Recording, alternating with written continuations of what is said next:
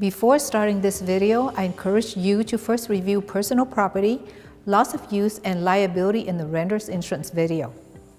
Condominium policies cover property owners who own the condominium unit that they live in.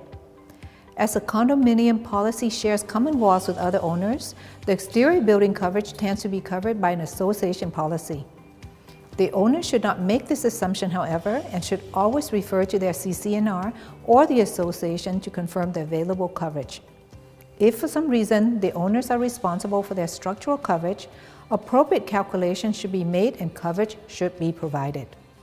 As this is a rare instance, we will focus on the more common condominium owner policy.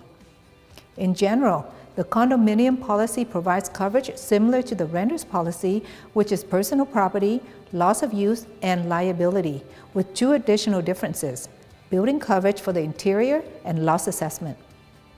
Consideration for how much coverage is needed should be similar to the process taken in renter's policy, except for liability. With liability coverage, additional thought should be given to the extent of possible losses as a property owner, especially when common grounds are shared with other condominium property owners, which may end up being a higher exposure.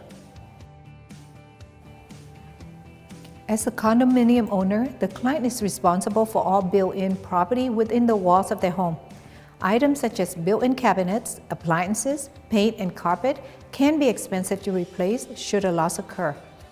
Evaluation of how much coverage is needed is unique, depending on the standard or upgrade that owners may do to their property.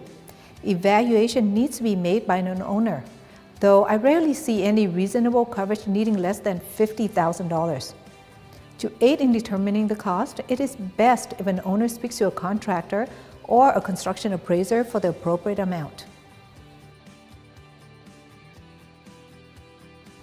Since condominium owners share common areas, the cost of liability or property damage in common areas will have to be shared by all owners.